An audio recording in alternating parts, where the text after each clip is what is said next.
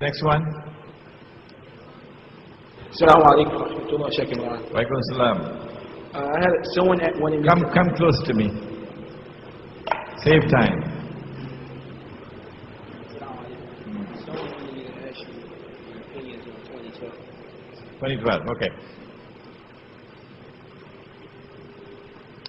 Yesterday, in the political analysis, we said that Israel will have to dramatically expand its territory to encompass the biblical frontiers of the Holy Land. Whoever wrote the Bible, whoever rewrote the Bible,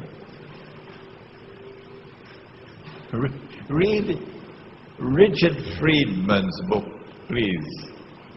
Richard Friedman, an eminent American scholar of the Bible, PhD from Harvard, and his book was Who Wrote the Bible? You will not regret reading that book. Whatever is written in that book confirms what Allah has said in the Quran. Whoever rewrote the Torah decided that the Holy Land extends from the river of Egypt to the river Euphrates. Why? Why did he say that? And there is a certain part of the frontiers of the Holy Land which have not been put into the Bible, but I know it.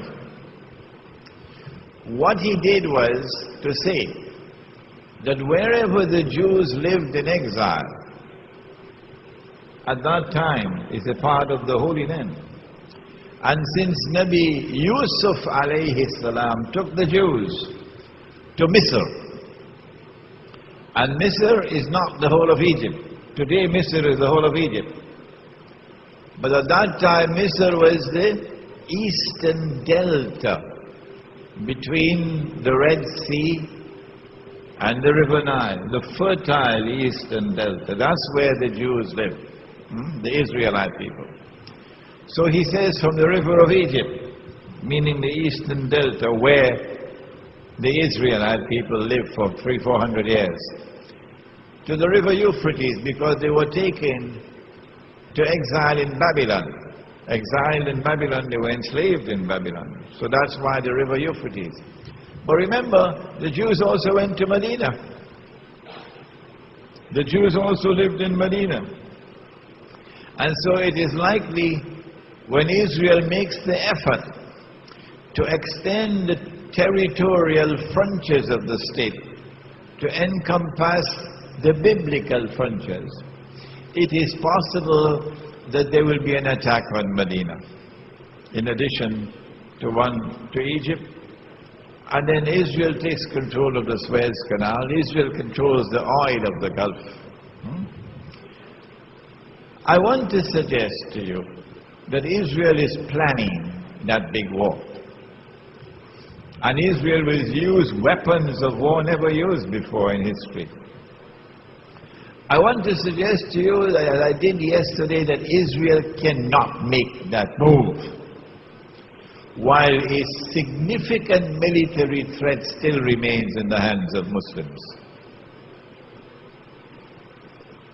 And so the Pakistani nuclear weapons and the Pakistani nuclear plants have to be destroyed by the hook or by the crook.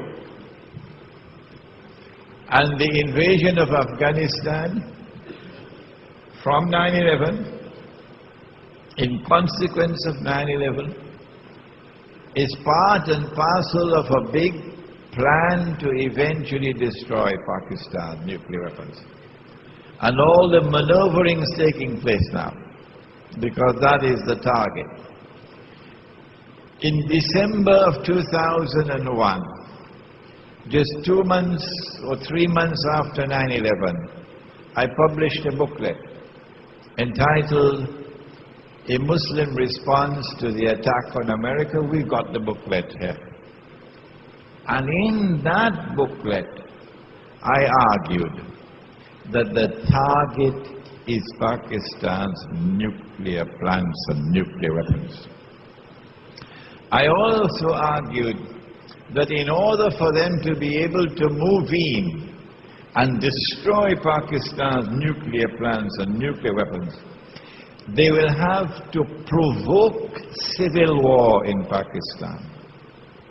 And that's what they're trying to do now. If elements within the Pakistan armed forces were to rebel against the military command in Pakistan and the government, and fighting were to break out within the Pakistan armed forces, that would be the cue for them to move in to save the world from a nuclear threat.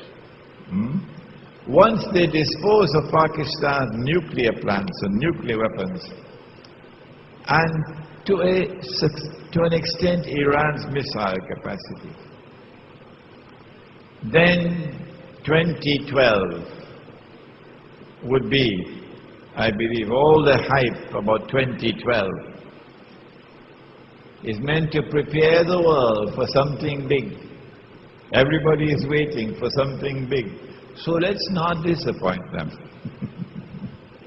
And 2012 perhaps can witness Israel's big war, the use of nuclear weapons in Israel's war. And eventually it will then become clear that Israel has replaced the United States as the ruling state in the world. A defining moment in history for the transfer of power from the United States to Israel to be recognized by the rest of mankind. System. When Israel wages that big war, I expect that Israel will unleash weapons of warfare we've never seen before. And at the end of it, Israel will take over from the United States as the new ruling state in the world. But Israel cannot wage that war while still there are any significant obstacles in the way. And now put on your thinking caps. Which is the most significant obstacle which still stands in the way of Israel waging her big war? Is it a man named Osama bin Laden and his men hiding in caves in Afghanistan? Is it that blue-eyed stooge of the Yankee, a man named Saddam Hussein? Are they significant obstacles in the path of Israel? Is it Taliban in Afghanistan? Wake up. None of these are significant obstacles in the path of Israel. Israel has one major obstacle in its way that must be removed before Israel can wage that big war. And it is Pakistan's nuclear weapons capacity.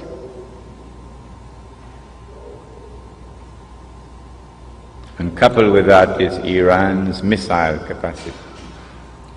And so all the hullabaloo we're going through now, all the maneuverings on the chessboard of the world, are all intended to culminate with the destruction of Pakistan's nuclear capacity. That is around the corner. That's about to take place. Pervez Musharraf, of course, is playing a very significant role in it. I expect that Israel will be able to wage a big war probably within the next 5 to 10 years. But Allah knows best.